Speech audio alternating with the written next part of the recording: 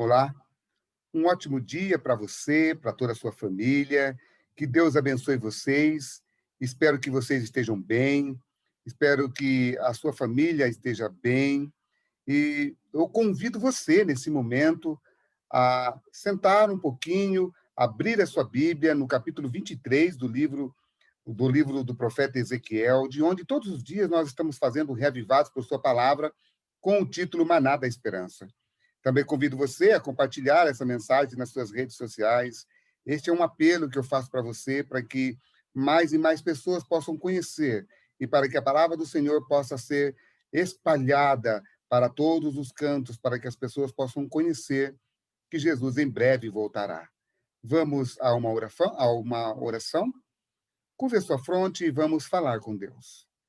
Pai, que habita nas alturas dos céus, louvado e exaltado seja o teu santo nome. Pai querido, Pai de amor, gratos te somos, porque o Senhor é bom e a sua misericórdia dura para sempre.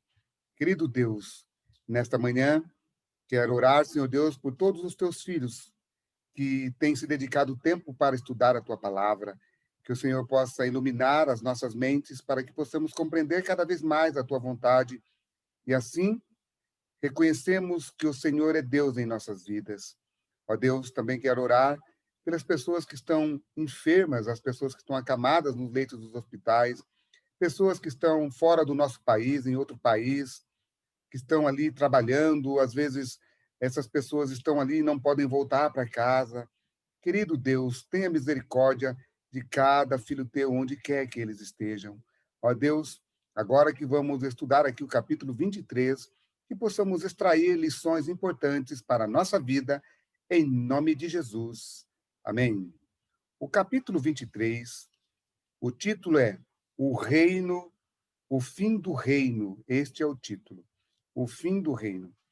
O fim do reino do povo de Deus, ele foi terminado, ele acabou ali no período que eles foram levados ao exílio. Nós sabemos muito bem que a história nos diz que as 12 tribos do povo de Deus, as 12 tribos de Israel, que foi formado ali pelos filhos de Jacó, antes deles entrarem ali dentro do Egito, queridos, através de José, vocês conhecem muito bem a história. José, ele vai parar no Egito e quando ele vai para o Egito, de uma maneira milagrosa, Deus salva a família toda dele. Ele é vendido pelos seus próprios irmãos, né? Ele é vendido pelos seus próprios irmãos para o Egito ali. Ele vai parar no Egito e ali, queridos, eles entram com cerca de 70 pessoas no Egito, mas logo, logo, no primeiro capítulo do livro de Êxodo, a Bíblia vai nos dizer que eles já são uma grande nação, porque o povo de Israel era um povo fecundo e se multiplicou muitíssimo na terra do Egito. E Faraó, com medo ali que o povo se rebelasse contra ele, ele então cada vez mais subjugava o povo de Deus. E aí a Bíblia diz que no capítulo 3, Deus levanta um libertador, que é Moisés, e ele então vai tirar o seu povo dali. Quando eles saem do Egito, eles não saem organizados como 12 tribos, eles não saem organizados. Quando eles saem dali, Deus abre o Mar Vermelho, Deus elimina o Egito, aquelas pessoas que subjugaram o povo de Deus naquele momento, e logo em seguida, Deus os leva, no capítulo 19 do livro de Êxodo, Deus os leva até o Monte Sinai. Por que eu estou contextualizando tudo isso para vocês? Porque se nós não entendemos esses contextos que eu estou falando para você, você não vai entender o capítulo 23. Por quê? Porque o capítulo 23 vai falar de duas oliveiras, vai falar de duas oliveiras e essas duas mulheres, que ele vai dar o nome aqui de Olibá e Olá, ou Olá e Olibá. Isso não é um olá como nós fazemos na nossa língua portuguesa, é um nome que significa sua tenda ou sua própria tenda. Olá significa sua própria tenda e Olibá significa mulher da tenda ou a tenda está nela. Isso significava esses dois nomes, tá bom? Então, queridos, no capítulo 23, ele vai falar desses dois nomes que são aparentemente parecem estranhos, mas ele está dando esses dois nomes para Jerusalém e Samaria. Que lá em primeiro livro dos Reis, capítulo 12, quando Salomão morre, Roboão, seu filho, ele sobe ao poder e ele divide as 12 tribos de Israel. 10 vão parar na mão de Jeroboão e as outras 2 ficam nas suas mãos. As 10 tiveram como capital Samaria e as outras 2 tiveram como capital Jerusalém. Uma se chama Tribo do Norte, as 10 são Tribo do Norte, e as 2, Benjamim e Judá, se tornaram como a Tribo do Sul. Então, houve ali um rompimento e se tornaram, então, 2 povos, mas unificado era o povo de Deus. Deus nunca perdera eles de vista, sem entender que eles não fossem seus filhos. E no capítulo 23, Deus vai falar o motivo do porquê os seus 2 povos, a tribo do norte e a tribo do sul, o porquê que eles foram parar no exílio. Aí ele vai falar, porque vocês se prostituíram com a Síria, porque vocês fizeram isso, fizeram aquilo. Por que se prostituíram? Porque Deus tinha eles como uma mulher, Deus tinha eles como aquela querida deles. A Bíblia vai tratar Deus como marido e a sua igreja como uma mulher, tá bom, queridos? Isso é somente em figura de linguagem.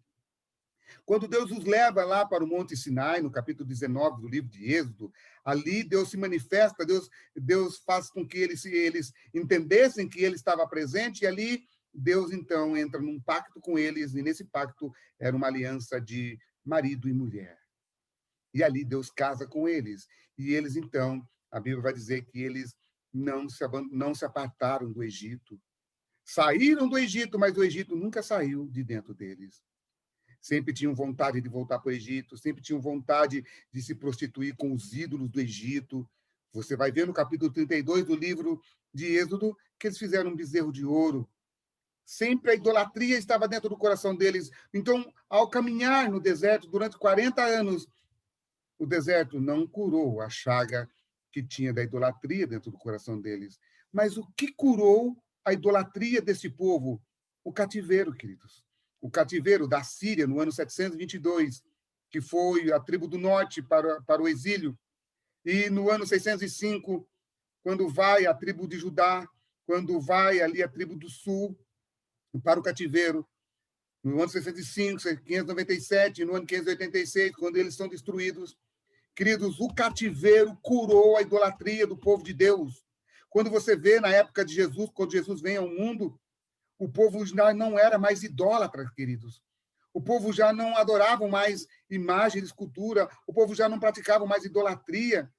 Eles não permitiam mais a idolatria entrar no meio deles. Deus curou a idolatria deles, mas aí eles foram para um outro extremo, foram para o perfeccionismo. Eles entenderam que Deus os castigou porque profanaram a aliança, porque profanaram a Torá, profanaram a lei de Deus, a lei moral. Eles profanaram, eles entenderam isso. Então, lá na época de Jesus, vai existir os fariseus, os escribas, e eles agora vão para um outro extremo. Qual é o extremo?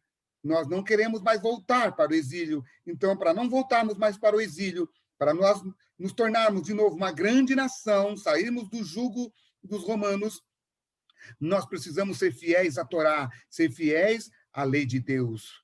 E aí, então, vai para um outro extremo. Os extremos sempre matam, queridos.